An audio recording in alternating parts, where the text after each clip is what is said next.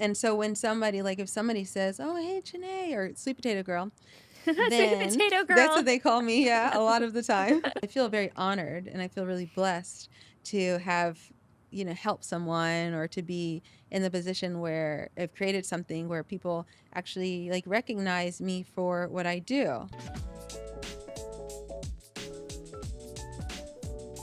Jenné Claiborne, we're so excited to have you today on the show. You are the founder of Sweet Potato Soul, which is one of the OG vegan blogs turned vegan YouTube channel with almost 1 million followers now or subscribers.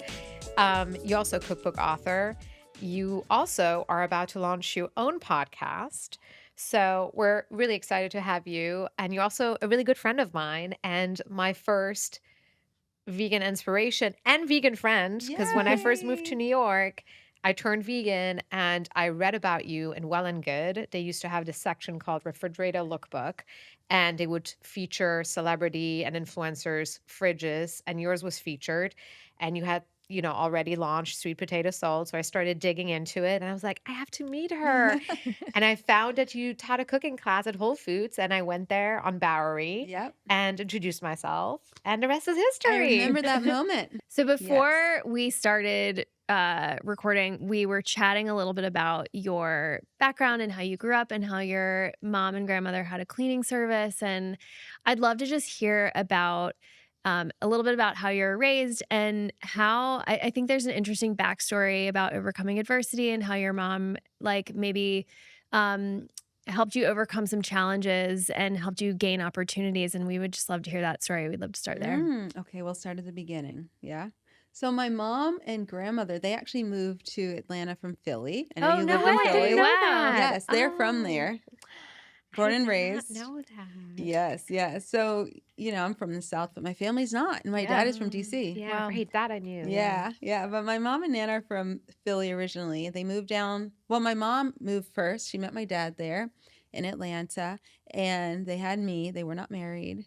And shortly after I was born, my grandmother, she left everything in Philly to move to Atlanta. She had recently left her husband, Wow. and she had this awesome new guy who was like polar opposite in a good way. And she just was like living her best life up there. And she was only 50 years old when I was born. Wow. And her daughter needed her help. So she left everything behind. She had never lived out of the state or out of that city. And she moved to Atlanta and she bought a house. My mom was like 26 when I was born. So she was pretty young and kind of struggling. She was working for IBM, and then that didn't work out. I don't know. I can't imagine her being a good employee. So it's no surprise that it didn't work out.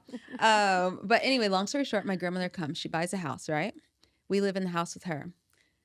My mom and dad at some point, I think, had come up with the idea to start a cleaning service because my mom likes to clean. And so that's what her and my grandmother ended up doing. And I grew up, with the cleaning ladies. And they had me start cleaning. I think I was 8 years old when I first was forced into child labor. But I didn't have any choice about it. So my mom was really great about, making sure that I had a lot of opportunities. I went to camp every summer, but, let's say like it was a break from school and there's like a week off. We're probably gonna not go out of town and I'm gonna have to clean houses with her. And then also like at the beginning of the summer and the end, I remember also having to clean. So I like cleaning my house, okay, Uh-huh. but I have my own cleaning service now and I will never clean anybody else's house because I've already put in the time in the work. I'm not doing that again. But anyway, you asked about the adversity and growing up. So it was interesting when I was a kid, when it was time to go to elementary school. My mom always wanted me to have the best opportunities, and my grandmother wanted that for her as well. And where they lived in Philly, where my mom grew up, the schools were like on the decline. Yeah. And so my grandmother, Do you remember what part of Philly? yeah, Mount Airy. Oh, no way. Yeah, Mount Airy. Okay. Yeah. Mount Airy, when they moved in, I think when my mom was a baby, it was really good. But this is in the 60s. My mom was born in 61, so it was getting worse and worse and worse. And the school system was, But my grandmother had a relative in like I forgot what they call it up there, but in the suburbs essentially, right? And she asked if she could use her address so that my mom and her sister could go to school out there. And it was Radnor High. I know that's Radnor High. I don't remember the elementary and the middle Yeah. schools, but Radnor is, for the audience, like, pretty affluent community in the Philly okay. suburbs, yeah. Okay. So that's where my mom went and Wow. my aunt went. So my mom had already had that experience and she ended up going to college. My grandparents didn't go to college. So my mom and her sister were like the first to go to college, and she gets this job with IBM and moves down to Atlanta. And so it's like she's doing so great, right? So when I was born, she wanted to, of course, make sure that I had the same opportunities, but better than her.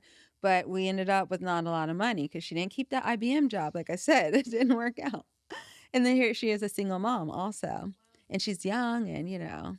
So she put me in a Montessori school in like the best Atlanta suburb, Alpharetta. I say the best. I'm a little biased, but it's the best.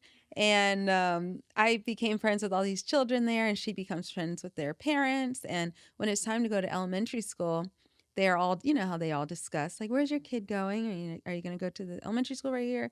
And my mom was like, no, we live in this other neighborhood, like, many miles away. So she's going to have to go to school there.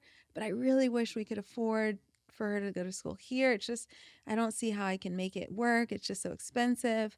And her friend, my friend's mom, said, well, she could just use our address. And then the girls can stay together because my friend and I have the same birthday.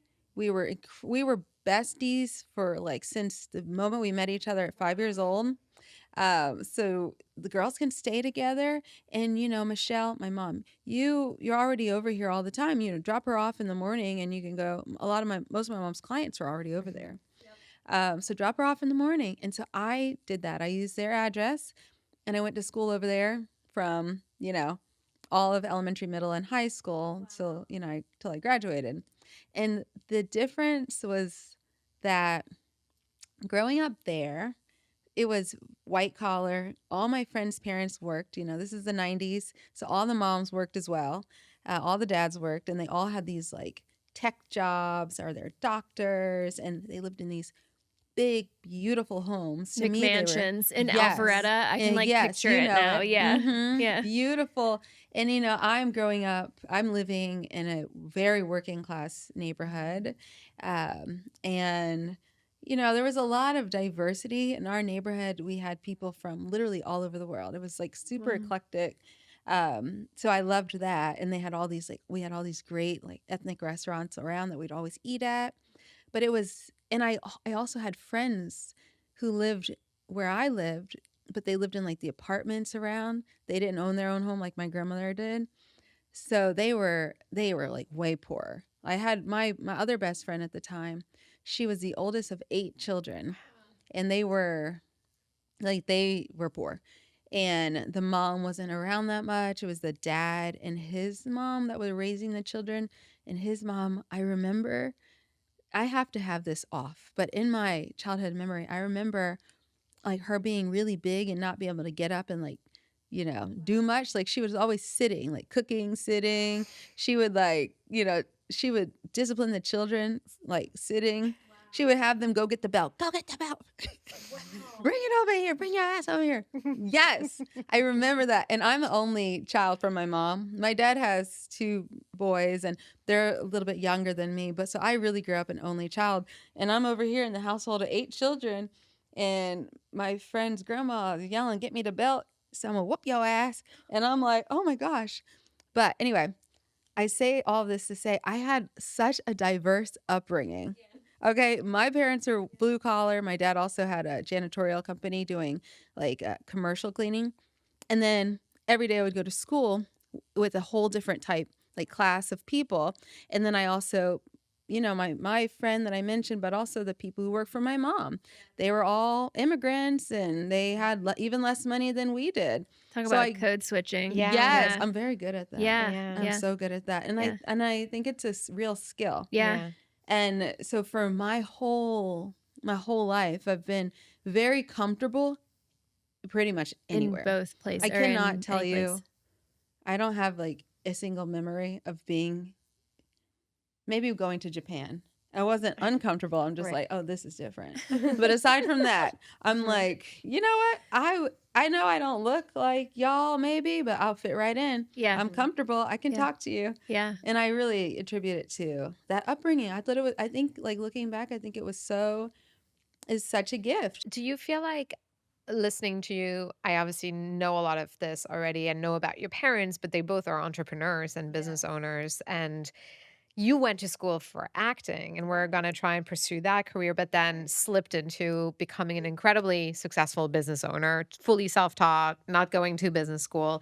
Do you feel like that was kind of instilled in you in that way? Were you interested in it when you were younger to do your own thing? For sure. And I even think like going to school to be an actress was I knew that when I graduated, if I wanted to be actually become a working actress, I was gonna have that would be my own business. I would be an entrepreneur selling myself as a product. Mhm. You literally So put that together oh though? yeah, back Wow. then, yeah, totally. Because before I went to college, when I was in high school, I already was like, I didn't have like a business idea, but I was entrepreneurial. I was interested in, I before okay, so before wanting to become an actress, like when it's time to go to college, I wanted to be first an interior decorator, Yeah. and then I wanted to be a fashion designer. And then eventually my friends were influenced me. I wanted to be because I was always a dancer. So I liked Oh, wow. performing. So I said, okay, well, I quit doing ballet at 12. I don't want to stick with that anymore. But I love performing. I'll be an actress. I'll be a movie star. And then I can do my own thing and sell myself. But the funny thing is, I don't know if I've told you this. I feel like I probably have. Once I got to college, I went to BU for acting. Once it was time to do our showcase, we're here in New York and we have this big showcase in front of all these agents and casting directors, right? And I'm sitting around with my whole class. We're like so excited, like, wow, we are all going places, okay? These agents just saw us. We're going to be the next Julianne Moore, who also went to BU, by the way. Oh, wow. That's cool. But I remember we were talking about like where we want to be, like what we want to do in our lives. And I remember saying to my friends, I really want to write cookbooks and have a cooking show.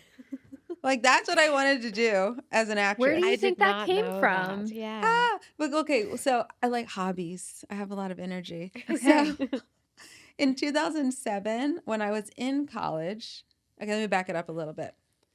I don't know where this came from, but I got it. I rediscovered my love of like fashion designing, right? I wanted to do that when I was like in middle school. I wanted to go to Parsons. I You had picked the a right path, plan. girl. Ah, I'm a fashion designer by I trade. know. You picked the right one. Okay. Well, yeah, actually, I tried it a little because in college, I finally taught myself how to sew. When I was a kid, I was just like sketching and taught myself how to sew one summer that I was home. And this was back in the day before like all of the sustainability was really popular, but I would go to like these, Goodwill and secondhand stores and thrift stores and such and get, basically I was buying clothes and reworking them to make Oh my them Nice. new God, pieces, which Elle. is That's like very such a cool. thing. There's like Yes. Yeah. whole huge YouTube channels Elle about that. has a line that's all reworked Do Yeah. men's you? shirts. Yeah. Yes. Oh, Uh-huh. Yes. see? Uh-huh. We're on Uh-huh. the same Uh-huh. wavelength. Totally. So that was I started doing that in 2006 or 7. I don't remember. But when I was 7 because I remember that year I get back to school, right? In acting, when you're in the acting program, it's a conservatory program, you have no free time. But I found time like late at night after rehearsals and I would just like make clothes. That's so And I cool. started selling them on Etsy, Mhm. and I still have a few of the pieces because I can't let them No go. I way. love I had it. I had two, no, I had one fashion show at BU, but BU like does a fashion show. Who knew? But I did that, and then eventually I just like that was too much time. But then, yeah, I'm trying to remember like where. I'm the just so cooking. yeah, Yes, like exactly. So That's how did you right. get back into because that? Yes. you said like, "Oh, yeah, in 2007, I said I was gonna have a cooking show and, like, a Yes. Yeah, cookbook." when That you was graduated. '09. That was And I'm '09. like, So "Where did that co" like, yeah. So, okay, so I'm doing the what did it fashion just thing. hit you Yeah. or it just It's hit become a you? hobby. Okay, Wow. here's what happened. So I was doing the fashion thing, and then, you start to realize, well, I'm looking at my body, and I've always been like a fit, healthy young person, right? I don't know how young I am Always young. anymore. I will always Forever be a young. young person, Yes. even when I'm 90. But so I start getting interested in eating better because I love to eat, and I realize I'm eating junk food. Started to become aware of like, oh my God, you just ate a whole package of Oreos. Like, you can't do that forever. My mom had always told me as a kid, because my mom is super healthy, always has been, amazing example of health. And she would always be like, Jenné, you're not gonna be able to eat all those Oreos forever, or you can't eat that bag of pretzels forever.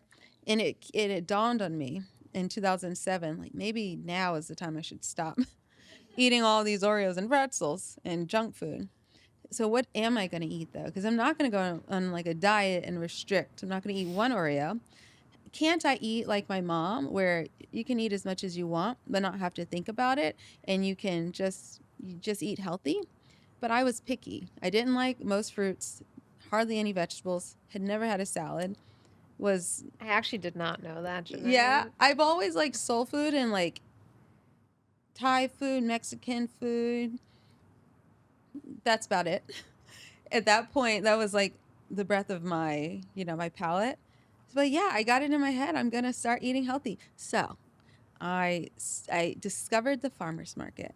At home in Georgia, we had like farm stands on the road. Like if Yes. you'd go to Florida, you might Yeah. see them or something. Yeah. But I'd never been to a farmer's That, by the market. way, still exist on honor systems. It's like, here's a bowl of whatever. Leave Yes. $5 in the box. Oh, Yes. I You love probably have a lot that. of that in Oh, yeah. Pennsylvania, We right? do. We do. Yes. Mhm. I love those. Mhm. But the farmer's market was a new concept to me. This is '07. So Boston has a few really good ones, but the first one I discovered was Copley Square. Um, and it was amazing because I'm seeing all of this produce that I'd literally never seen in my life, like a butternut squash. I had never had a butternut squash before, and I'm like, what is this thing? It's huge. So I start buying, a few items every time I go once a week, and the internet was out by then. Yeah. So I'd go online and try to look at recipes and figure out how to cook it. And because I was living off of campus at that time, so I had a Yeah. kitchen. Where did you even go online in Yeah, where did you 2009? go Okay, let me online? Was tell it you which blogs. allrecipes.com? All recipes for sure. Yeah. But I always preferred blogs Yeah. because all recipes is like user. But Smitten Kitchen, My New Roots, and Heidi Swanson's 101 cookbooks. Those were like my three main ones back then. Heidi Swanson and My New Roots were vegetarian. My New Roots might have started in '08 actually, but 101 cookbooks and Smitten Kitchen. Smitten Kitchen did some meat, and I've never eaten red meat in my life, so Wow. I wasn't interested in that. What? Yeah. Say more about that. Yeah. So I was raised just chicken and fish. Wow. Yes. My mom gave up meat. My grandfather was a hunter. Wow. And my mom gave up meat when she was a kid Why? because she was so disgusted Yeah. by She saw it. yeah, And she was like, no. Exactly. Yeah. Like my grandmother would have to help him clean the deer, and he hunted and fished. The fish didn't bother her because she still That's eats interesting. fish. Yeah. Yeah. But Wow. the red meat, all the blood and guts, and just Too much. Yeah, Yeah, too it's much. really so she hard. hasn't eaten that since she was like 12. Crazy. So Mhm. then sense. you taught yourself how to cook. I taught using myself how to those cook blogs as a hobby. Yeah. But then, as all my hobbies do, they become passions. And I want to like do it all the time.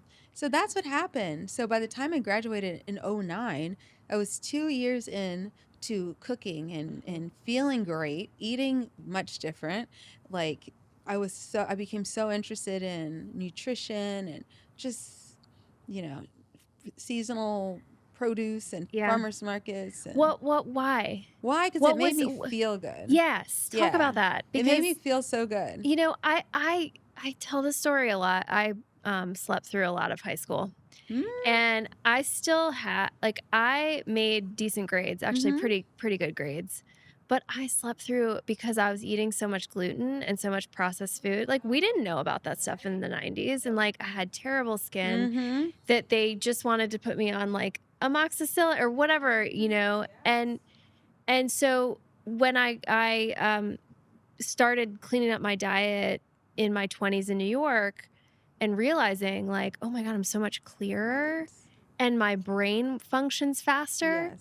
I was like, "What? Yes. You have more How energy. would I have been a genius would I have gone Right? into, like, Literally. physics Wait, in high yes. school if I had only been eating cleaner?" Like, this is so It important. is Mhm. So so tell us important. about what changed for you Mhm. when you started cleaning up your diet. Well, like I said, I already had like such a busy schedule being in that acting program. So, you have classes all day and then you have rehearsals Thursday to, I don't remember. I think we had Sunday and Monday off Mhm. though. Um, but it's like super, super busy. And I've always had like natural energy. But like you said, that mental clarity, I had more energy to do things. My sleep improved. I had bad skin. I had acne. That started to clear up, but it didn't go away. It didn't go away until I gave up dairy and I became vegan. Yeah, that was in So 2011. can you talk about that? Because I think of you as very much an ethical vegan, Yeah. but it sounds like there was definitely the health piece to it as well. Was that Oh what my gosh. ultimately led you to going No, vegan? no. Okay, so here's the thing. I didn't know about vegan yet back then.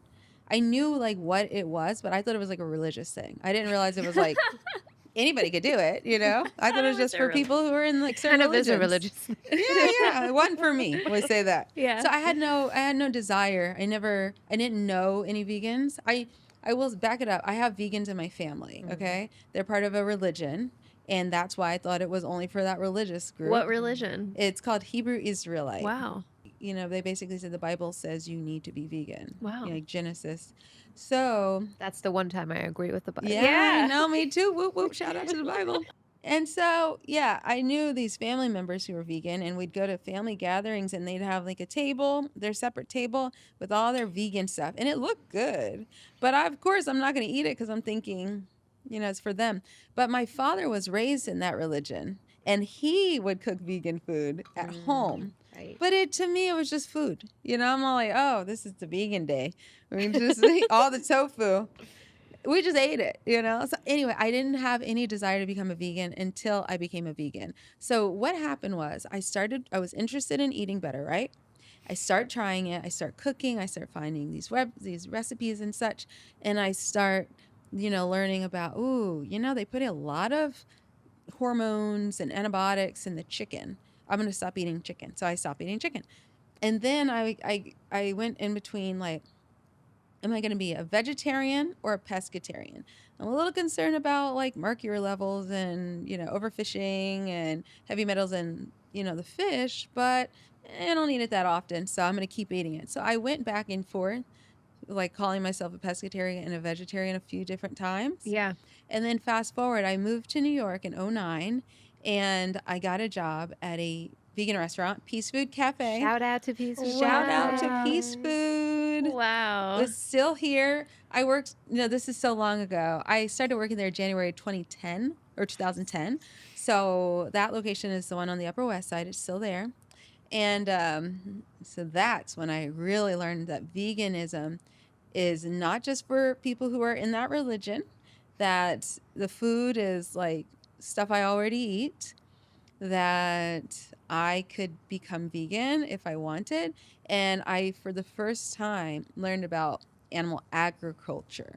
Like I Yeah. heard about the antibiotics and the hormones in the chicken, but that's more about like they're pumping Yes. the chickens with stuff. I'm not understanding like the conditions that the chickens are being raised in, right? Yes. So then I learned about the conditions, all the animals. So the chickens, the fish, the dairy, all of this stuff. And then I became vegan. That's why I was an ethical What was Yeah. what was choice. like the most shocking thing you learned about? I think dairy, because you think about, oh well, dairy can't be that bad because it's just milk. Like, Right. don't they make milk anyway? And you see on the packaging and all the marketing, the happy Happy cows. With their babies. with their babies. Which is not true. Which is not They're not true. with their babies. Yes. Like the dairy industry is, I don't know how to you can't say one is worse than the other, right? It's hard to say, but I mean it's the same. at least because it feeds into the meat industry. Back then, I don't know anything about like reproduction. I didn't realize you had to have had a baby to give milk. I know it's common sense, but I wasn't thinking about it like that. So like, where'd the baby go? Who got her pregnant? How do they actually extract the milk? Is it really a milk maiden who's so gentle sitting with a bucket underneath the udders? Like, is that really what's happening? No. So that was the biggest shock to me. And that was like, once I learned about that, I was like, ain't no way. Yeah. Why do you think that that impacted you so much? Because I think a lot of people have heard this or know about this or have seen a movie about it or a documentary, but that doesn't necessarily make them go vegan. Why do you think for you that turned the switch? Okay, a couple things. So when I was a kid, my mom had stopped eating red meat. And when we'd go to the grocery store, she would, if we had to walk by the red meat aisle, she would be like, oh my God, I can't look. Oh my gosh. If we had to walk by. Otherwise, we would completely avoid that part of the grocery store, which I still do. I've always done. So I knew, so I had like some sort of sensitivity. Also, my mom is a huge animal lover. She rescues dogs. So I grew up with a bunch of dogs. But, if you'd see, we're from Georgia, so you'd see roadkill, like dead deer a lot. We still, we see that all the time. And so, and my mom would always like make a big deal out of it, be very sad if there was roadkill. Like a lot of people just drive by, like, ooh, and they might say something like that. But You're desensitized to it, I right, think. Yes. Yeah. so from my, as early as I can remember, I was sensitized to it. Yeah. Like, or maybe I always was, but it was made, it was understood that that's very sad. Oh, I like this. We need to sensitize more people to And that this. and that it's a Yes. life that matters. Yes, it's a life basically. that mattered, right? Yeah. And then we have these dogs, and I had a cat. And, so we had these pets that I was very close to. Again, I'm an only child, mostly, so they were my siblings. So I was really just always close to my animals. And then, yeah, to me, an animal was always like part of the family. And so I could for a time, not understanding the process of like how you produce chicken and fish, because I didn't eat red meat, so I already was like understanding, oh, that's bad to eat that thing. But like chicken and fish, I think because they're so different, they look different than mammals like cows and dogs and things, that I didn't like think the same way about them. But yeah, I think that's why it meant so much to me when I learned about animal agriculture. It's like, oh wait, I already had this foundation that like animals matter. They suffer. They are, they're not automatons with no feeling. They're not put here on the planet just for us to eat. They have their own inner lives and families, and so it just made a lot of sense to me. And also, my other thing I was going to say is, there's two things. I always wanted to have some sort of impact, and I just didn't know how I would go about it. And I always felt like my life was like, I'm just like living. I'm just out here living. I'm not like contributing much as a kid, Why do you think that mattered to you? Why did you I don't think know. about wanting to make an impact? Now that I don't know, but I remember like wanting to be an actress, like in high school, and being like, and I would have to qualify it like, and when I'm an actress, I'm gonna do all this good stuff, not like I'll just be an actress. Can I just live? No, I had to qualify it with like, and I'm gonna help people in some way. I don't know where that comes from. I don't know why, but I always felt like guilty about like wanting those things. So when I became vegan, I was like, this is my thing. This is so meaningful to me. I feel like I found what my impact will be in life. I think I knew that there would be something in the future, but I just had no idea what that could possibly be. And here it comes, and I'm like, oh, this is a thing. This is like horrible, horrible, horrible cruelty that's happening on our planet.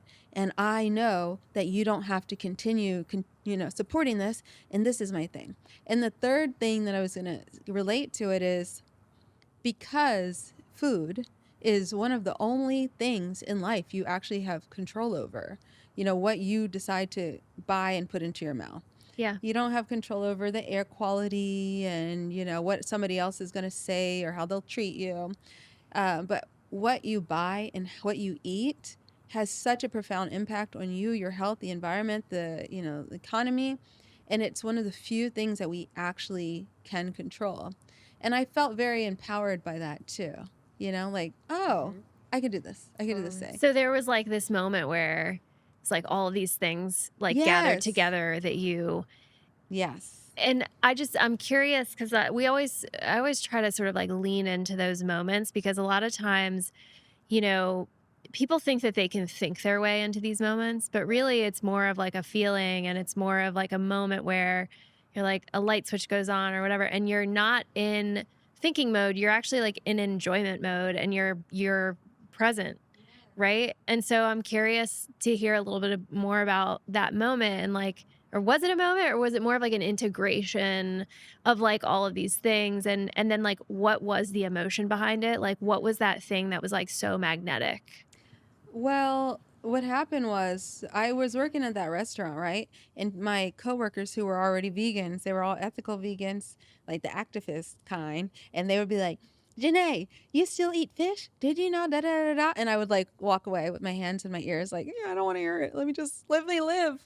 And so I didn't listen to them. It took me a year of working there to finally become vegan. And the reason I became vegan was I didn't listen, right? For a year, I didn't listen to anything. I didn't read any books about it. I didn't watch any documentaries. I'm working here. I'm doing my best, you guys. And then eventually I became guilty. Every time I would eat dairy, I ate less and less animal products. And then I would have like a slice of pizza once a week or maybe a yogurt. And every time I'm feeling guilty and I'm like, oh my gosh, these people have gotten to me. I don't even know why I'm guilty because I don't even know what they're talking about. I don't know. Like I didn't do any research yet. And I just know that they're passionate for a reason. So I finally did my own research. I read, okay, let me remember the name of the book. I think it was like Kathy Freston's book, The Veganista or something like that. Mhm. And it was advertised as like a light Mhm. girly book. Like reading. Yeah. Yeah, like or Skinny Bitch. I also read that. Yeah. They're advertised as like this is easy reading. It was like gateway. Gateway. It was the gateway drug of Yes. veganism. Yeah. But then you open the book and they're like talking, they jump right into all this horrible stuff that's happening to animals. Did you know they're like raping these cows? And I'm like, I thought this was going to be easy beach read. I can't remember, I think it was Kathy Freston's first. I don't remember which one, but whatever. By the time I was halfway through that book, after like 2 days, I was vegan. I was completely vegan. I kept reading and like I would cry to my ex like, "Oh my God, you wouldn't believe what's happening. We had no idea." But I was completely vegan like a couple days in, and then I continued doing research and I started watching documentaries and learning and such.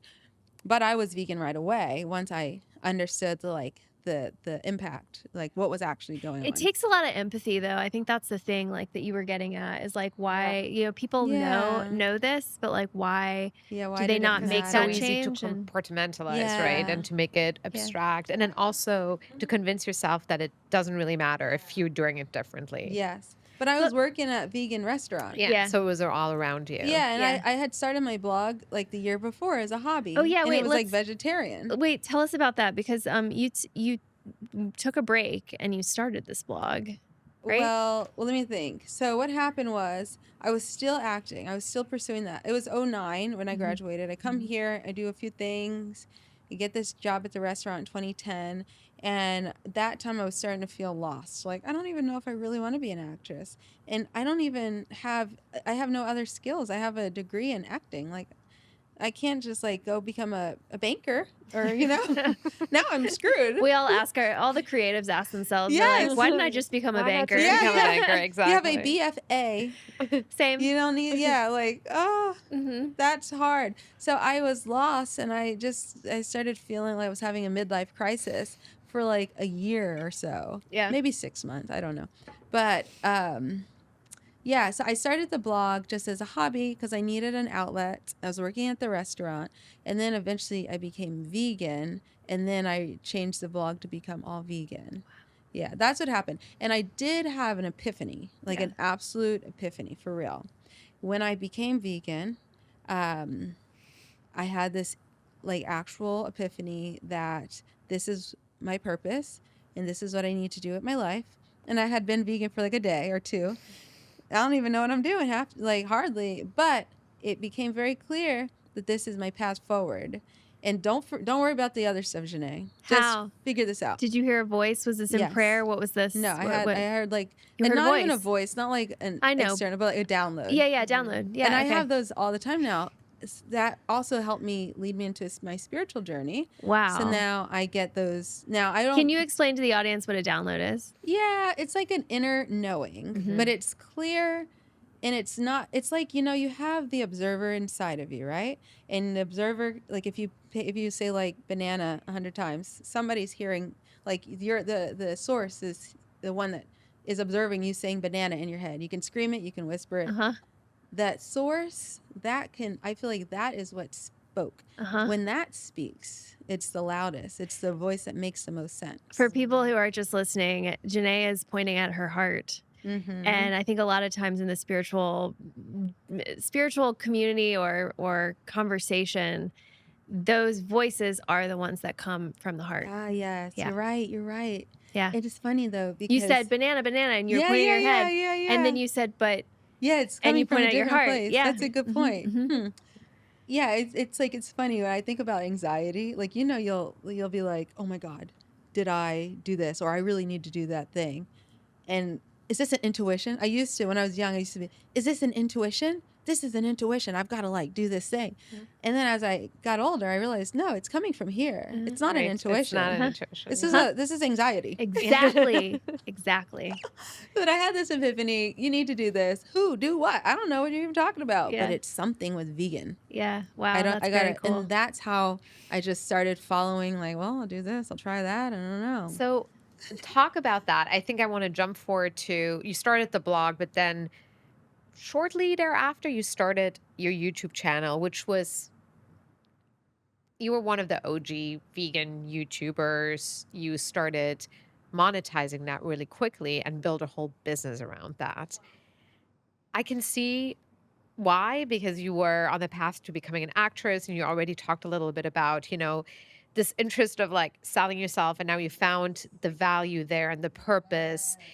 So those are great, but then there's also just a practical execution of starting a channel that then becomes your source of income. Where did those skills and tools come from? How did you figure that piece out? Well, I don't know. I think I'm just a give it a try type person. I don't know. If it works, it works. I don't know. Give it a try. Who knows? I don't have all the answers up front, so let's just do something with it. Because I had done that like with the clothing line. Like I taught myself how to sew. I'm selling stuff on Etsy. It's too much work. I'm not going to do it anymore. Like I'm okay in life with this. Like I'm just changed my mind. I don't like this anymore. So I think I knew, like God told me that I was going to like do this vegan thing, but I don't know what it's going to look like. So I'm just going to throw a bunch of stuff at the wall and see what sticks. I had that mentality back then. The blog was for fun. The YouTube channel, it was Max's idea. Max, my ex. It was his idea because he was like, oh, don't you want to do like, YouTube was new. Don't you want to do like some video? You want to have a cooking show? You said you want to do a cooking show. Let's just film one at home. So we did that. And, I started the private chefing company, like right when I became vegan, because I also said, give me some more money because I cannot work at this restaurant forever. Because especially the restaurant was like a gateway just until I became a famous actress. I wasn't going to work there forever. But once I said, I'm not going to be an actress anymore, now I need like a real income. And I'm not going to be an actress anymore. So then I said, let me do a private chefing company. I'm working on the Upper West Side. These people eat here every day. I know how much money they spend on food. I'll just cook for them in their homes. And it took 6 months to get my first client. But I never gave up. I got discouraged and I felt sad and I felt like this is never going to happen. But I never stopped trying at the same time. You know what I mean? I would put out like flyers in the nail salons, yoga studios. Pure Yoga was my studio on the Upper West Side. And I would do tastings there like every month. I think I did one. And I didn't get any clients from that. My first client came from a little homemade flyer that I left at a nail salon. Yeah. And then she referred me to all her friends. And then from then on, like within 6 months after that first client, I was the number one Google hit. Like if you search So vegan this, chef. but this is something, Jenné, like having known you for a long time now, this is something that you have done time and time again. I feel like just manifesting where you want to be, hustling, unlocking it, and then just replicating it. Like you told me last night, yeah, like the last 6 months I spent more time on my blog and you like quadrupled your newsletter subscription Literally, with just being the consistent. money. But also you tell me that stuff and then it happens. Yeah. Can you talk about that? Like where that comes from? I don't know. I just do it. But here's the thing. Do you practice Kundalini yoga? I have, and I like one of my favorite teachers. I'll go to her class occasionally, but Yeah. no. Well, you know what it feels like. Yes. I think Kundalini has so much to do with manifestation. I know that sounds Ah. crazy, but I really, truly believe, like, anyway, that's a whole other Really? tangent. But yeah, Yeah, I don't think I have any like. I think it. Here's the thing. but you're a big yoga person. I'm a big yoga person. and your presence and That's your a good point. Yeah. And Mhm. also the thing about yoga, so when you're practicing yoga and the idea is you're getting in difficult positions, right? Yeah. And you're learning how to just push through, to be fully present through, to find the joy in it, to learn like Millimeters. yes, millimeters. And so that probably has something to do with it. Like I'm comfortable with discomfort. I know it's not going to last forever. That's like my spiritual belief. And then also we only have you have like a certain amount of hours in the day, right?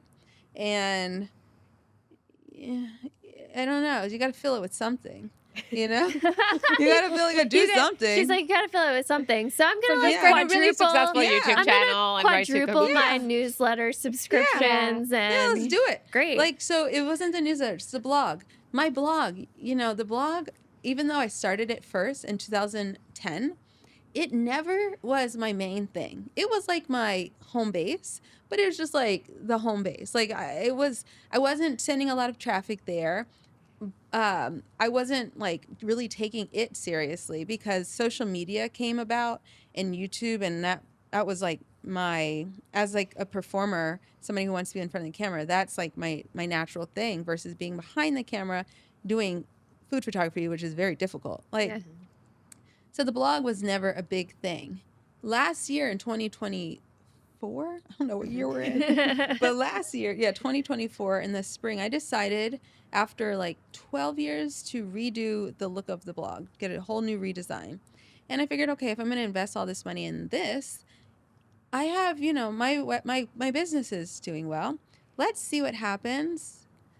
Because I was here in New York like a couple months prior, and I was monetizing the blog, but I was like lazy. It was like passive income. But I went to an event with my ad management company, and they try to woo bloggers from other management companies, right? And they had me to like schmooze and be like, yeah, it's great. But I'm talking to these other bloggers, these women who are, I'd never even heard of their blogs, like at all. Like there's certain blogs like those are big. I never even heard of these blogs, and these women start to talk about their income, like how much money they're making. Wow. One lady in particular, she has a blog that's just slow cooker recipes. That's it.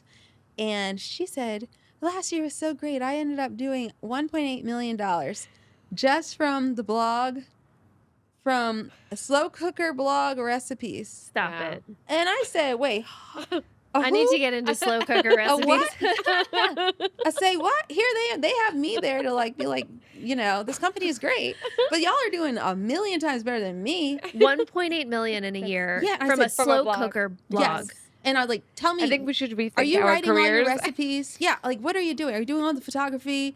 Da da da da. Give me the details, because I didn't even know if I didn't know people were making that much, So she tells me this, and I talked to these other people who are also very impressive, not like 1.8 million, but like high six figures. Yeah. And I'm like, what? This sounds not that difficult. Let me see what I can do. So I get my blog redesigned, right? And in that, I'm like, okay, we also, if I have to write all the blog posts, it's not going to get done. I've had this blog for 14 years at that point. I haven't been good about like maintaining consistency. Yeah. We're going to have to outsource that. I still develop all my own recipes. I also outsource the photography at that point. which I now do myself because I actually do like that now. But with the help of my writer who also does the SEO, my blog in a year has more than quadrupled the traffic and income. And it's not that hard, and it is so satisfying. How are you monetizing? Are you Ads. advertising? Okay, yeah. Yes, and I don't sell any products You don't do again. affiliate or anything? I no, Yeah. I have affiliate like Amazon, but it's nothing Yeah. significant. Yeah.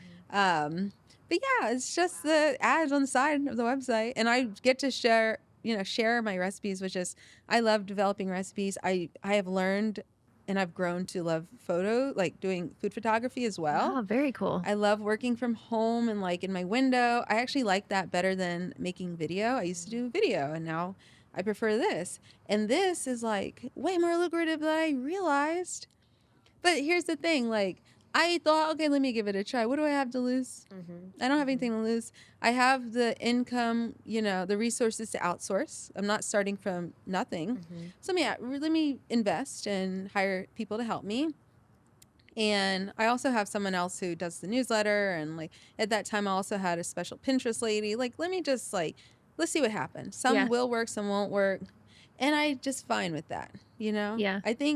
I don't think of like I'm manifesting something or I really need to make this happen. Yeah. Like if it happens, it'll be nice. But I am ambitious, but I think at this stage in my life and in my career, like I have a 6-year-old. I'm not as ambitious. I'm more in the place of like, I worked my ass off in my 20s to get to this point where I don't have to work my ass off anymore. And if I can't outsource it, then maybe I don't want to do it. Like maybe I do, but maybe I don't. Yeah. And I kind of let a lot of that, like I don't like worry that much about my business. It's doing great. Like, and I know that I have the resources to like, if something's not doing well, like we can pivot.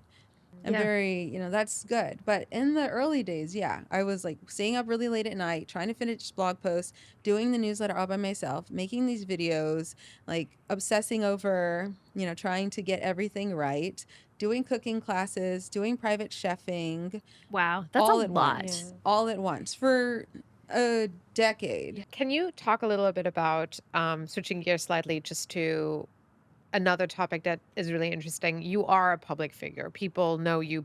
I've been with you where people recognize you in the street. You have a really large YouTube following. So how does it feel to be so publicly known, and how do you create boundaries from, I think there's a lot of hate out there too, and it's easy to become a target. And I think especially veganism can be alienating for some people.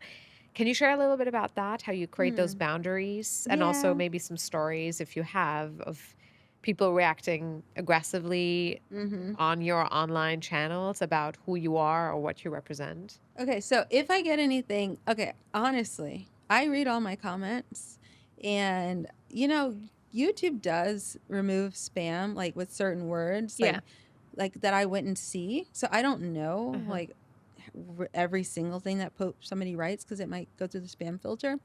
But in 14 years of having a YouTube channel, I've never really had like genuinely, I've never really had anything that I would say is like bad. Wow. Like, sometimes people will be like weird, but nothing. I can't give you an example of like, oh my gosh, this is crazy, it really hurt my feelings or nothing. I have nothing for you. And as far as like boundaries and like, I don't know. I just act like, I'm excited to meet these people. I'm the same as you. Like these people might feel excited to meet me, but I don't feel like, oh, yeah, you should be excited to meet me. It's just me. You know what I mean? So I understand. You've built something incredible, and a lot of people value that. Like, of course they would gravitate towards that, don't you think? Yeah, and I appreciate that. I really love like that I have had an impact. And so when if somebody says, "Oh, hey, Jenné," or "Sweet Potato Girl," Sweet Potato Girl. That's what they call me. Yeah, a lot of the time. If they say that, then I'm like, yeah, I feel very honored, and I feel really blessed to have, help someone, or to be in the position where, like, I've created something where people actually, like, recognize me for what I do, Yes. and then I'm like, I'm really curious. I love meeting people. And so I'm never like, oh, like, I'm not like a diva, like, I cannot talk to you. Because I'm like genuinely curious, like, what's your name? Like, Yeah. tell me about yourself. Like, you're excited to see me, but I'm excited to see you. Yeah. So I don't know. That's how Yeah. I just feel about it. And do you feel like, social media obviously is your work and it's your business, but also you and I have talked about how there's it's also in some ways unhealthy, like how much time we spend on our Mm, phones. Last night we talked about big time. kids and how to raise kids with, in this time, in this day and age when everybody's just stuck on their tablets all day, from the age of 1 on. Mm-hmm. What are your thoughts on that? Like the fact Oof. that YouTube, blogs have created so much opportunity for people to create their own businesses and build the lifestyles and the life that they want. And there's so much great stuff there, but also social media is highly addictive. And I don't know how good it is for our brains to be Right. on there all day, every day. Right. Like, what are your thoughts on That's that? my challenge. That's like my biggest challenge, social media.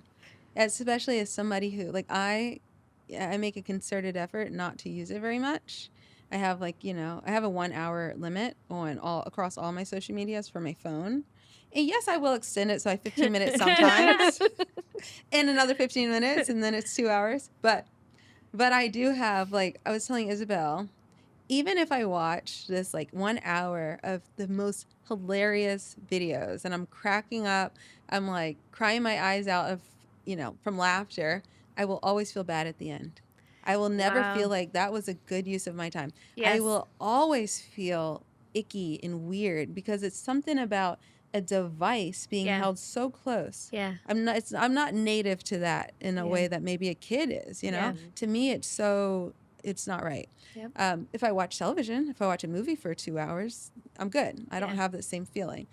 So I have a big problem, but it's not just that. It's also like this dopamine, like you're Yes. wearing your dopamine out. Yeah. So it's like physiologically bad too. It's not just in my mind. So as somebody who produces content and shares on social media, man, I have had such a difficult time with this. And even earlier this year, I was like constantly thinking about this, trying to figure out, like, my social media engagement went down, and trying to figure out how to, like, get back up. I got to dig myself out of this. Like, there's so much competition now. I get it, but I've got to prevail. And my videographer, I was like talking to him about it. And he was like, you know what, Jenné, you don't even like social media. You're always complaining about Instagram. You don't even like it. Like, do you have to post to it? Because most of your traffic isn't even coming from Like, there. my husband always says this to me. Yes. He's like, "Stop posting on Instagram. Just stop." Just stop. Yeah. And my videographer, he was like, what if you just post, like, if you're doing something sponsored? Because I do a lot of sponsored stuff, and I also do a lot of whitelisted sponsored stuff. Yeah. So I don't even post it on my feed. Yeah.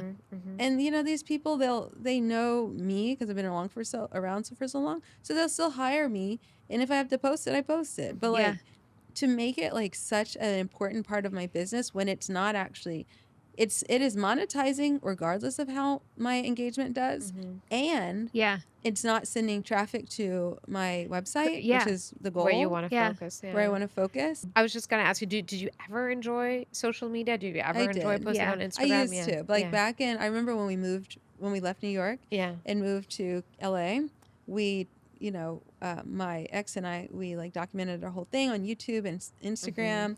We did like photo shoots along the way, and it was fun. It was so fun. But that's one time I remember liking it, like 3 weeks. What do you think changed? How did you start noticing some of that stuff more? I have kind of some assumptions around it. Like you touched a little bit on earlier when you mentioned now you're a mom and there's a shift maybe there. Do you feel like some of that has to do with that? I do think so. Yeah. Yeah, I do think for becoming a mom, because when I became a mom, I was already successful. And so I'm like, okay, now I can cool it, right? Pump the brakes a little, slow down, start to glide, enjoy having a baby, which is crazy stressful at first, right? She was like, oh my gosh, that was like the hardest time of my life. But when she was baby for like a month, and then it's easy sailing.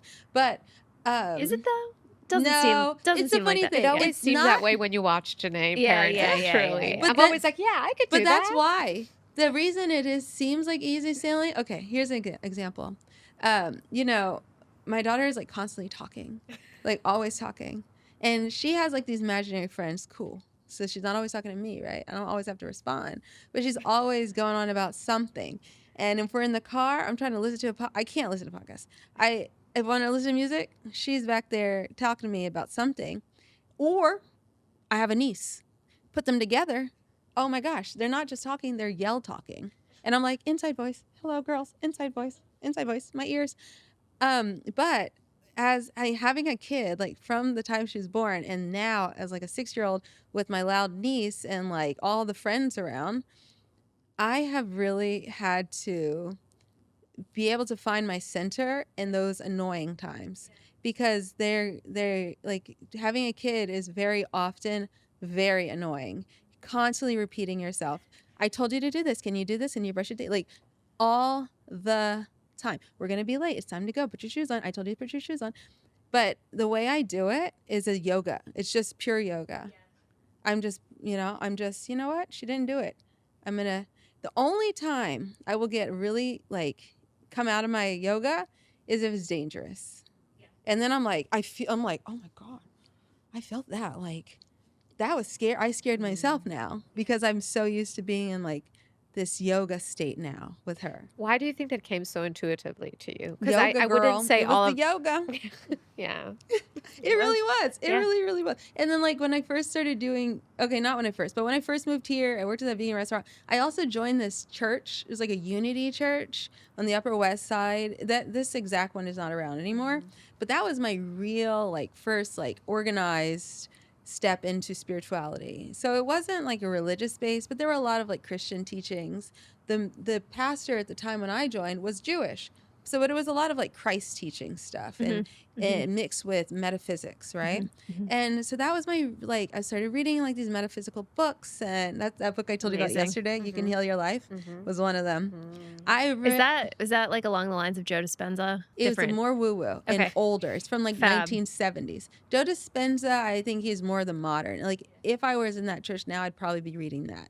But this was like, we read a lot of books, spiritual, metaphysical books from like the 20s, like the early stuff. And I was doing yoga, and I was becoming vegan, and I was going to that church, and I had a great meditation practice that was, inspired by this church, and I did that for like religiously for years. It was like meditation, journaling, and reading like a spiritual text every single morning.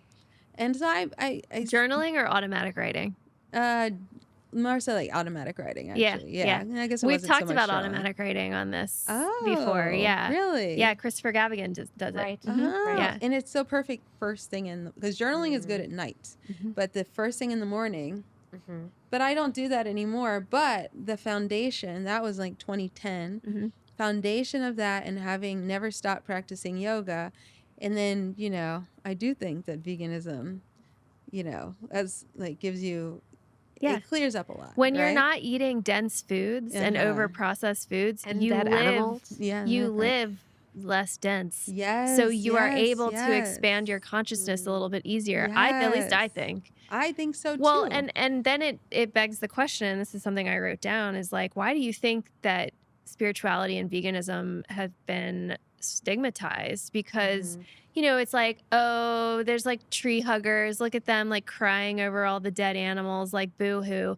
Why do you think that has been stigmatized? I think it reminds me of a conversation she and I had yesterday about parenting, and like, the type of parent, which is maybe most of us, who's just like, oh my gosh, I cannot deal with my kid. Here's the phone. Sit there, just use the phone or the tablet. But I do think that, I don't think we're consciously aware of it, but I think that recognizing that you can, like, spirituality is not just religion. It's not a dogma. It's not somebody telling you what to believe. but it's a personal relationship with a higher power, is kind of scary for a lot of Preach. people. Hmm. And not only that, it's scary like, oh my gosh, like I can't go there. But I think it can also be scary like, what are you talking about scary? You Yeah. know, like this is too deep for me scary. Like this makes me uncomfortable. You're hugging a tree. You really think the tree is alive? You really think like, because Why if it wouldn't it is, be? It breathes just like us. right. But But weirdly, I if feel it like is, what does it mean but about religion everything has else? become more successful, though, you know? Religion? Yeah, religion, I would say, is more successful Religion than is successful veganism. because it just tells you what to do. Right. Veganism Tells you to is, ask questions. yeah, vegan is, and like religion tells you what to do. Christianity in particular allows it for you do all sorts of terrible stuff. You can repent. You accept Jesus Christ as your Lord and Savior. You're going to go to heaven.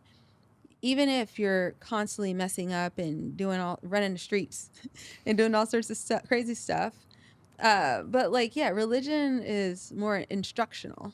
And then the other stuff, veganism requires you to totally go against the grain, especially in this country, totally go against the grain to ostracize yourself. Where humans are obviously social animals, for you to do something so drastically different than the rest is so, for most people, it's terrifying. And it's like, Which is like, why would I do that? But why have we been programmed that way? Because when we're kids, okay, so there's a Jesuit saying, if you want to see the man, show me the boy until he's 7. And there's this programming that happens in kids aged 1 through 7 where like we start to lose our curiosity and our acceptance of different things. Whereas like if you saw something different as a kid, you'd be like, wow, how different. That's cool. I want to Yeah, know how it works. And what is exactly. it? You know? And as an adult, And then as an adult, you're like, that's different. And right. I'm going to other that. And I Yes. don't know what that is. Yes. Why? I think it's because we see safety in numbers.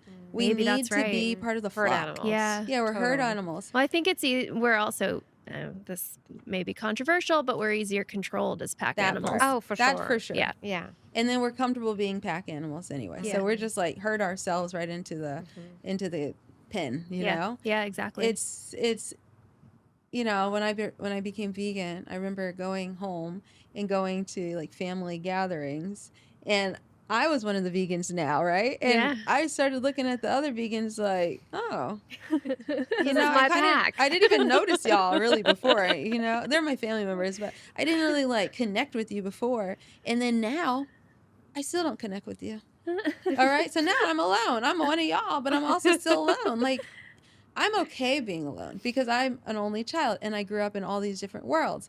And and also I grew up not eating red meat in Georgia, which I might as well have been Which is vegan in the insane, right. 90s if Yeah. you don't eat Right. pork. Yes. So like I already knew what it felt like to be different and to be like not not an authentic part of the group. And then here I am, you know, vegan. It's like, oh, okay, I know this feeling. But most people don't have that. And also by the point of becoming vegan, I'm like 20 some years old, right? And I was like, doing yoga already and starting to recognize like, oh, you know, my source is inside. Like everything I need is inside. I don't know if I can always access it, but I know it's there versus from this group that I'm going to be a part of. And most of us don't have that. In like religion, it doesn't teach you to like go inside, despite all these verses in the Yeah. Bible. You're like, it's always Yes, like ask it's for it always out. externally, but it's really here. Yeah. Right, because they don't want you. I think that's where the real control comes in. You Correct. start to speak to yourself. You don't need the pastor anymore. Exactly. You don't need to tithe 10% to that guy. Mhm. So I'm curious, you know, they always say like this sort of goes along with what we were talking about, like you're always becoming something. yes, But really, when you look at it, you're always returning back to what you've always been. And Ooh. this acting, like I want to know like what you think you brought forward from acting into this and from your childhood, like cleaning homes and like into what you're doing now. Because what strikes me so much is that like you don't really like. I love it because you're not heady, like in a great way. Like you are so joyful and heart-centered and like you're just following the things that excite you. And I think that's where real success lies. And that's why we kind of started this podcast, you know, is like there are so many people out there who like want to pursue things for like an egotistical like I want to get rich, or I want to be successful, or I want to be Forbes 30 under 30, right? But that doesn't equal happiness. And we all come in with different gifts. Right. So like returning back to that sort of childhood innocence and like curiosity, is the thing that's going to net success. So Mm-hmm. I'm curious, like, what are you returning back to, and how did all of these skills Mm. serve you in what you currently do? That's such a good question. It's a deep one. I have to let it, I gotta let it Percolate. percolate. Yeah. Because I'm trying to think, because on one hand, my upbringing, when you grow up with like a bunch of blue collar people or poor people, you see them like just be happy, right? Like simple things are happy. You have a cookout, or we're kids, we're in like a little tiny apartment, my friend's house, and we're just like having so much fun. We're all playing with each other. It's like it doesn't really take that much to be happy. But then on the other hand, you go to, like, for me, when I would go clean houses with my mom, these big beautiful homes, and going to school as well, like these people seem to have everything, but are they any happier? Like they might be happy, but they might not at all. So the point of the matter is, like, your resources don't really dictate happiness. So, and I think I saw that, like, as a child, that I think I lost it for a few years between like 17 and like 24. Mm-hmm. Even though I was doing the vegan thing, I think I was a little bit like forgetting that on a level. I just, you're Yeah, you're because we young. get programmed Yeah, to you're do that. programmed. Yeah. You gotta, like, And you live in New York, living and in New York. it's Yeah. so in your face. Right. Yeah. Yeah. So, it's only part of life. You have to kind of leave to come back. So, yeah, I think that's a way that I've come back now, because like I said, I spent all this time building something, and then I'm like, oh, well, you know what really makes me happy? Like taking a shower, like after looking Yeah. at, I have like a big skylight, looking at the sky, Yeah. or sitting in the backyard on the Yeah. back porch and like listening to the birds, Yeah. or being with my little daughter who's so cute, Yeah. and looking at her sleep. Yeah. She's quiet. Yes. She's not running her mouth. She's quiet. Yeah. Or watching love her it. eat. Yeah. So cute. It's these moments that are so like of all the people we've Yes. talked about, when we get to the end, it'll be interesting to hear how you answer the quick fire Yeah. questions. But it always comes back to Yeah. meaning. And that's like, you have to have on the journey, because I don't know what's next for me. I know I'm going to do my podcast. That's my one new thing. And I've been thinking about this since literally 2020. I've been like wanting to do it, thinking about it, talking about it for 5 years, more than 5 years, I guess. But aside from that, like, this is like the first new thing I've done since having a child, Yeah. But back in when I was younger, it was always like, I gotta do something new. Like, what's next? What's next? And there will be something next. I'm not that old, but I don't know what it will be. I don't really care to know right now. I'm sure it'll like work itself out like life always does. But yeah, you just gotta like enjoy where you are right now. They always say enjoy the journey. That used to drive me crazy. Totally. I Like, used to be what like, are you what are you talking talking about? about? It's the destination. Yeah. Right. What are you Yeah. talking about the journey? I'm living in a tiny apartment. I don't have AC, and I'm paying like $700 a month, my share. You want me to enjoy the journey, and I'm taking a 1 hour subway ride It's with a a bunch really of hot groceries? journey. A Yeah. hot journey, and the AC is off, Yeah. and the train is delayed. Yeah. I'm not enjoying this journey. But now, as a much older person, like today, I had that situation. Uh-huh.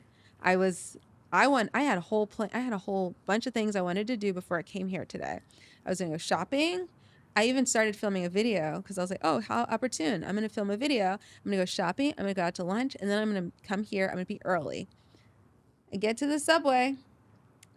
God bless whoever it was. But somebody got hit by a train. The A and the C were shut down. No trains going either direction. Got to get on the bus. 4 buses go by before I could fit on one bus. And in the, like, okay, I'm not really enjoying this journey, but I'm enjoying the exercise Yeah. of just accepting. Yeah. Surrender. Just surrender. It is what it is. And look at it's a warm day. It's not as hot as yesterday. Look at all the many things I have to be grateful for. Look at that. And you still got here on I time, got even here early. I'm never early. Yeah. I didn't get to go shopping but who cares? You know what somebody fine. told me this week, and I just love this. They said, look, whatever you're experiencing has already manifested, but if you want to manifest something better, it's about your response to it. Oh, I love that. And I was like, click.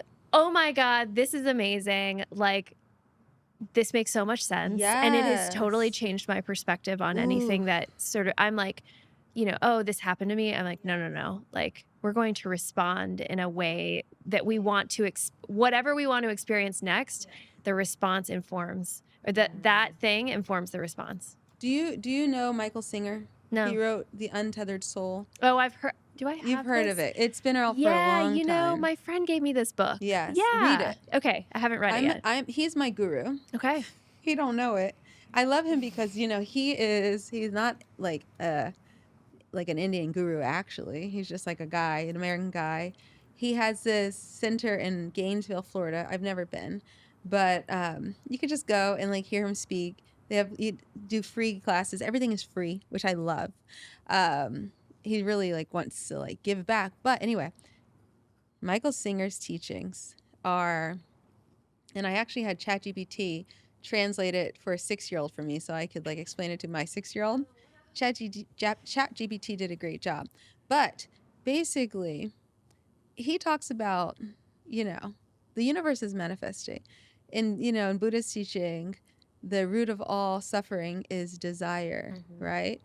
And he takes it to the next level by saying, it's all the same, but by saying, yes, it's the desire, it's the wanting things to be different than they are, and resistance. You build resistance to whatever those things are. You create a blockage so that the energy can't pass through. He talks about how when you're driving down the road, there's white lines and there's trees, and you just drive and you see them, and it goes right through you. But something happens. Maybe he always uses like these car examples, like such and such car. It reminds you of so-and-so's car, and it hits something that you already had blocked there. You didn't let it pass through, and now this is not going to pass through. You're not going to let it pass through. You hold on to it, create a whole story about it. And even when it comes to manifestation, he talks about, we have this idea, I want to manifest this house, this car, this boyfriend, this life, this whatever. But life is just lifing without you. There's 8.5 billion people on the planet. Each of us are having our own experiences. And then you include every single non-human animal and all the plants and the mushrooms and the bacteria and the da-da-da-da-da-da. Everything is having its own experience. And in that, what I believe is that we are all, everything is God experiencing itself through us, right? We're just, but Meat everything suits. is. We're just in the meat suits. We're just in the meat suits, but it's like, God is having an experience of life through everything. So it's like you want to manifest the big, nice house. You want to manifest a big, nice house, but you don't have it right now, and you might never get it. And so you can do all the things you want to get it, but more than likely, for the most of us, we're going to create more and more resistance along the way trying to get to that. Right. Because inevitably, on our journey to that big house, whatever it might be, we're going to encounter things that are going to create more blockages in us, more discomfort within us, more, stress within us, versus just letting it all pass, letting life just happen, and letting us, like, we're not the center of anything. Like, we're just here to experience what it is. And you can have goals and you can have things that you want to do, but it is, and as somebody, I didn't talk about this, but like I used to be like super depressed, like in high school, like horrible, like clinical depression, all that stuff. And when I was there, I think what helped me so much, and I think that like that thing that I've never lost in life, when coming back to yourself, is that connection to like the source. Like even though I didn't have the words for that, I remember being a little kid and my mom being like, you're showing off. I was always showing off. If we had guests coming, I would put on a little show. But she was always like, stop showing off, that type of thing. And I remember like being like aware of like what I'm doing. Like, and then I had this like teenage depression for like 7 years. And I remember being really, really depressed, but like I remember like watching it, like almost like a bird's eye You view were of being able to observing it see from outside. Yeah, always like being able to see it always. And so I think in life we want things from this like ego. We want to have all these things, but it's very important to to me, the most important thing is that relationship with that inner, like that source. Everything else is just on the outside. It's nice to have. Love It's it. like it's fun, but Love it. it's not the truth. Like this is all going to go away. When I die, I mean, nobody's going to remember me in like 2 generations. And if I'm the most successful, ChatGPT will, by the way. ChatGPT will, exactly. If I'm the most successful person on the planet, if I'm Gandhi is going to be forgotten, Like this planet has been here for billions of years. This universe is so old. You know? And to me, I know some people might hear that and be like, oh my gosh, like, I mean nothing, like, but for me personally, that is my source of like everything. That's where I move. That's where like, if I lose it, that's where I'm always trying to get back to. It feels like that's what makes this experience so easy for you. Yeah. Does that make sense? Yeah. Even when it's hard, right? Because I'm just watching Right. it be hard. You've turned Exactly. from judgment to observance. Yeah. Yeah, that's amazing. Let me tell Wow. you the ChatGPT for a 6-year-old too, just to break it down in case anybody didn't understand. Because I was trying to explain it to my daughter, and she said I scared her, and I felt so guilty, y'all. I was like, oh my gosh, I'm too much. I told her too much. So next day I asked ChatGPT, please break it down for a 6-year-old so I can explain it to her like that. And she it's in her now. Yeah, she got She's it. told her friends about it apparently. Okay, here's what it is. I love that. ChatGPT, breaking down Michael Singer's teachings. Imagine yourself in a treehouse. You are in the treehouse, and that treehouse is your safe space. Nothing, it's just like the pure safety there. There's nothing bad. And then you're looking out of the treehouse, and you see birds fly by, and clouds go by. Those things are your thoughts. Those things are So a thought bird will fly by and have any thought. I want a cookie. Mommy said I can't have a cookie. You can jump on the back of the thought bird and fly away with it, and you make a whole, have a whole hissy fit Experience about with I need it. a cookie, mommy, and why won't you give me a cookie? I'd hate you, mommy. Or you can watch the bird pass, or anything, any thought. Recognize that you are the observer. All the thoughts are just coming through. They're passing you by. I love that. Lorna Davis, who we had on a Yeah. podcast, she talks about that too. Really? She talks Yeah. about how we have 70,000 thoughts a day, and we just Really? decide randomly to hold on To to one one or of two of them, Yeah. and then just start creating a whole story and jumping on that thought bird, and it goes down a rabbit hole, Right. and it's just a choice. And It's just you we got to could also remember, like, not. I'm gonna get off. You can Yeah, always get off get the off the- thought bird. Totally. Yeah. Like, I'm getting off. This is my stop. Goodbye. Yeah. Keep flying. I love that. Love it. Oh, so amazing. On that note, let's wrap it up with the quickfire questions for you, Okay. Jenné. What would you say is your life's purpose, and how does it all align with your business? My life's purpose. I don't really know what my purpose is. I think my purpose is to be love, and it aligns with my business. And what I create is to serve other people, to make other people feel better. It's from a place of love. So yeah. Love that. Love that. What is your definition of success, and My- why? My definition of success is finding inner peace and joy, that thing that we've just been talking about, that inner foundation of peace where everything is always A-okay. Beautiful. And then, are there any current books that you're reading, or Substacks, or listening to any podcasts that you recommend? Aside or... from Say More. Oh, yes. Aside from Say More, Michael Singer has a podcast. Okay. Oh, okay. Y'all, listen to it. It's his, like I said, he has talks in Florida, and they just like broadcast the talks. It's not like they don't have ads or anything. It's just him talking. Wow. So listen to his. That's my favorite. And then obviously his books. I've never read Substack. Yeah, I don't have anything for you there. Okay. Big favorite has a Substack. It's obviously our favorite. I'm gonna have to. I'll go to that one first. Amazing. Thank you so much, Jenné. This was amazing. Thank you so much.